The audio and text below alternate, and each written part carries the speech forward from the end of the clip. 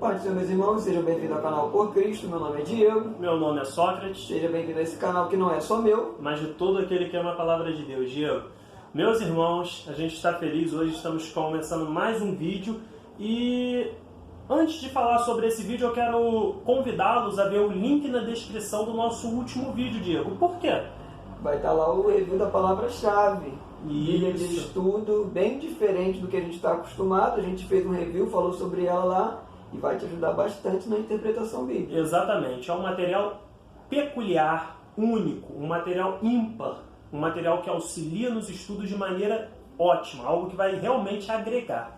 E hoje a gente está com um tema também que vai agregar muito, Diego. O que a gente vai falar hoje? A gente no último vídeo falou sobre expiação pelo sangue e hoje a gente vai falar sobre redenção, sobre como que funciona a redenção para nós. O que é, como funciona, como que a gente vê o que é redenção. Qual é a definição de redenção? Exatamente. E hoje a gente vai ver isso aqui, fica com a gente aí que vai... Vamos lá, meus irmãos?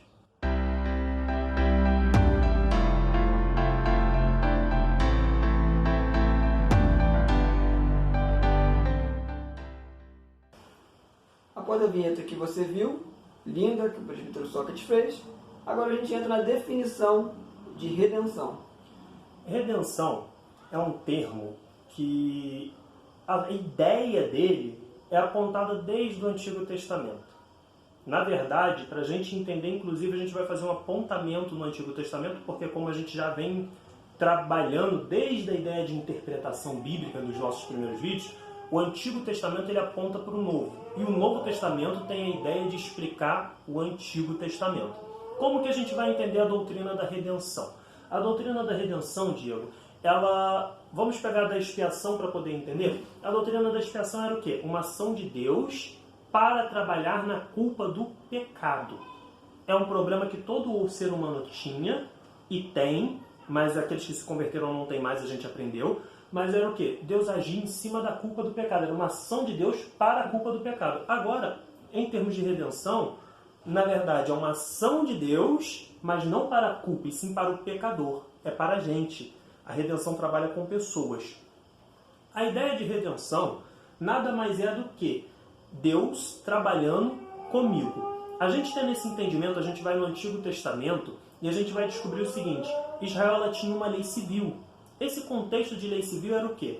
O Diego ele vai elucidar para a gente isso, porque esse entendimento da lei civil vai me ajudar a entender o que é redenção. Como que a gente entende redenção, Diego, olhando no Antigo Testamento a lei civil de Israel? A gente vai entender que Deus ele deu leis para dar direção ao povo, para o povo viver de maneira correta.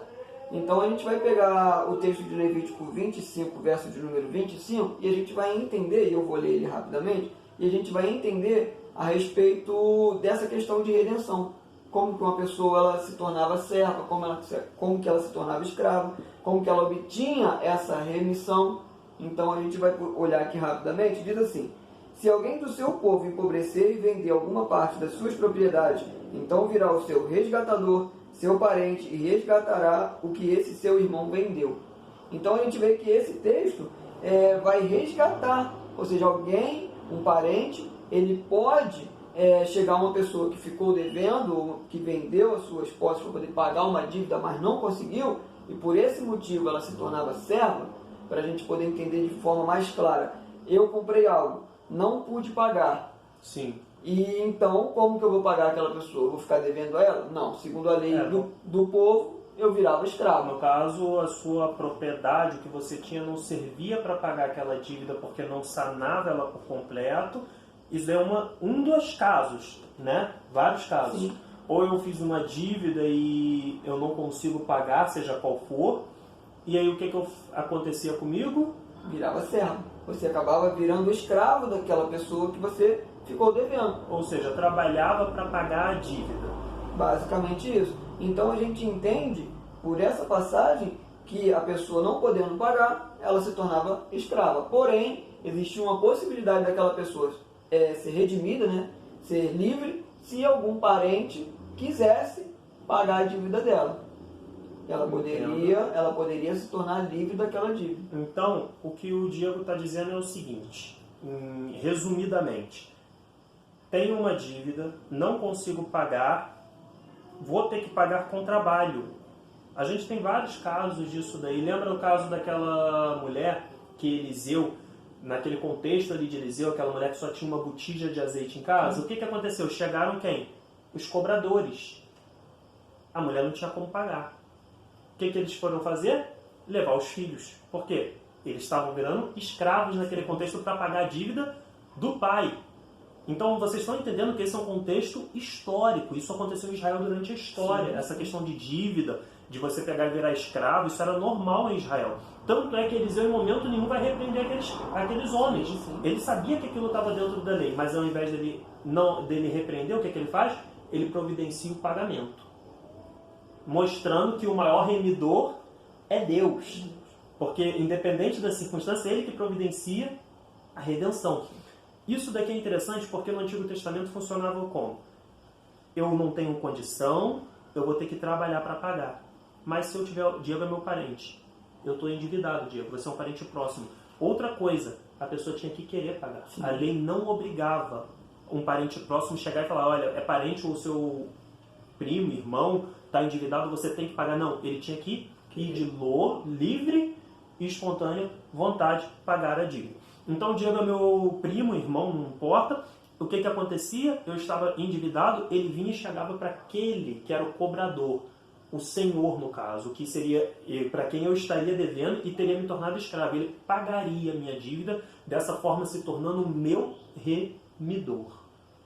Correto? Correto. Como que a gente vê isso à luz do Novo Testamento? Porque no Antigo Testamento, essa era a ideia de remidor. A gente passou a ideia do Antigo Testamento. Você pode ver isso muito bem no livro de Ruth, capítulo 2, verso de número 20. Na verdade, se você ler o livro de Ruth, você vai ter a pessoa de Boaz sendo o remidor.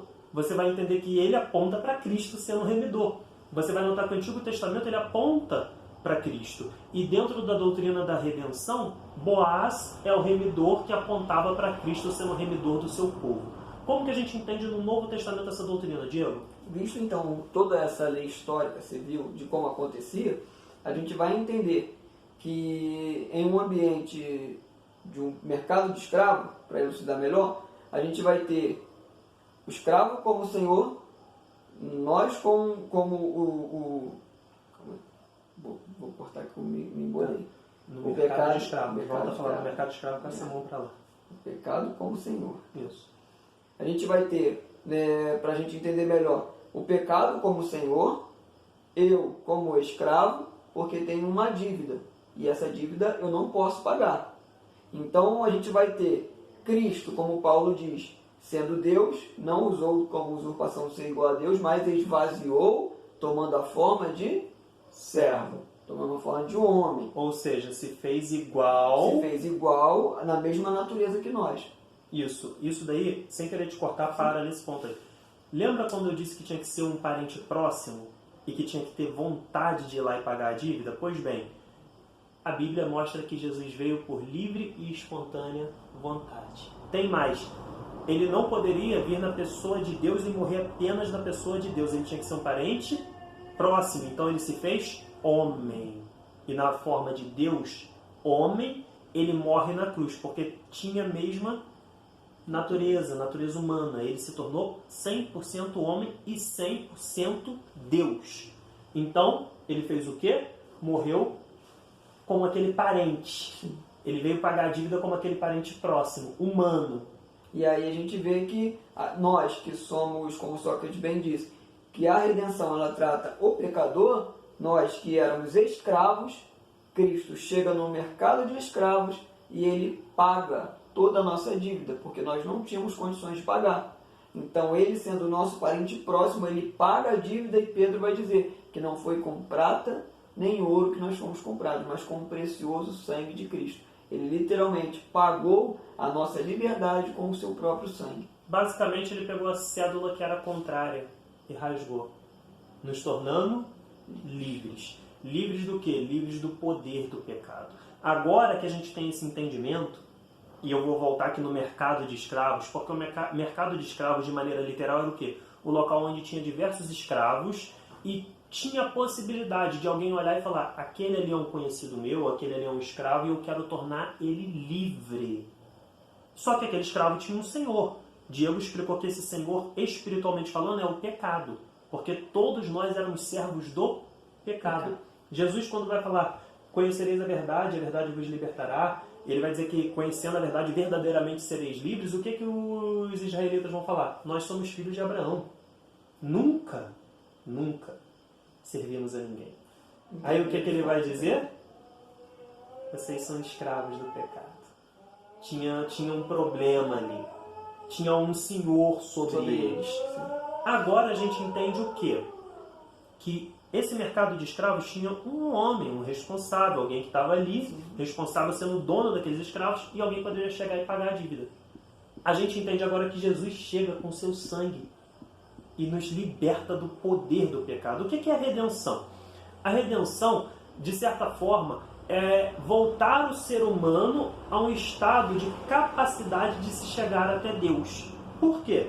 Porque o ser humano dominado pelo pecado não pode, porque o pecado faz separação entre Deus e o homem. Tem que entender, não é que você deixa de ser pecador, mas o poder do pecado, a escravidão que o pecado ele colocava sobre as nossas vidas, esse jugo pesado, não existe para quem aceitou a Cristo. O que existe sim é a sua carne propensa a pecar, mas você não é mais escravo do pecado, você não tem mais aquela falta de opção, você não tem mais aquele negócio assim, eu não quero pecar, mas eu peco.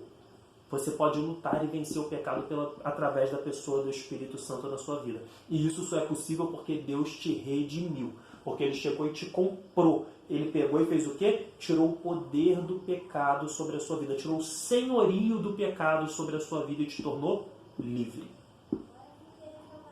Basicamente é isso. Basicamente. É um termo que está muito atrelado à expiação, né? Você vê que são como dois lados de uma mesma moeda. E tudo é tão perfeito que uma sem a outra não funciona. Exatamente. Não encaixa. Se você for tentar entender a salvação, Diego, se só a minha culpa do pecado foi expiada, me explica isso daí. O que aconteceria se só a minha culpa fosse, ou se só a redenção? Por exemplo, se só a expiação fosse resolvida, fosse feita, você teria sua culpa perdoada. Mas a sua natureza continuaria sob o domínio do pecado, porque você não foi redimido.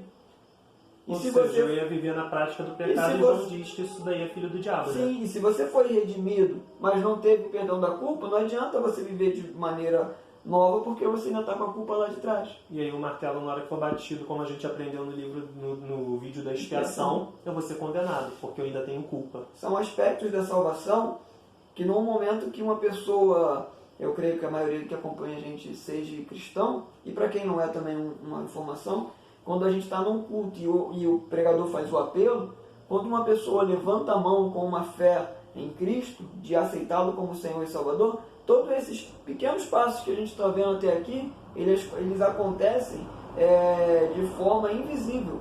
E simultânea. A gente não vê com os nossos olhos, mas a partir de agora que a gente está tendo esse conhecimento, a gente vai entender que quando uma pessoa levanta a mão e aceita Cristo, a gente vai entender que ela foi redimida, que ela teve a sua culpa expiada, que ela foi perdoada. E fora muitas outras coisas que a gente ainda vai trazer. Eu estava já tentando frear aqui, porque senão ele se empolga e fala todos os temas dos nossos próximos vídeos. Porque o que acontece? Depois que a gente se converte, no momento que a gente se converte, expiação, redenção, e depois que a gente se converte, próximo vídeo A gente vai estar falando sobre isso. Próximo vídeo, porque o pecado, a gente entendeu. Primeiro a gente resolveu a culpa. Primeiro Deus resolveu a culpa com a expiação, depois Ele resolveu o poder do pecado com a redenção, e agora que a gente tem a nossa natureza caída e às vezes a gente peca, como que fica o pecado depois da conversão? Próximo vídeo a gente vai falar sobre propiciação, e a gente vai falar um pouco sobre isso. O que eles têm que fazer, Diego? Se esse vídeo abençoa a sua vida, assim como abençoa a gente fazer com certeza. Esse vídeo, abençoe outras pessoas, manda para os seus amigos, manda no grupo da sua igreja, manda no grupo dos jovens. Isso. Manda para abençoar vidas. E deixa o seu like, comenta aqui também se você já sabia ou se você ficou sabendo agora o que era a redenção, e ativa o sininho também do canal para você receber todas as notificações do canal. Isso, se inscreve, faz aquilo que você achar bom fazer para nos abençoar, porque a gente está sendo abençoado produzindo esse conteúdo e creio que os irmãos estão sendo abençoados também com esse conteúdo. A gente vai ficando por aqui, até o nosso próximo vídeo, propiciação. A gente se vê lá. Fica na paz. Fica na paz.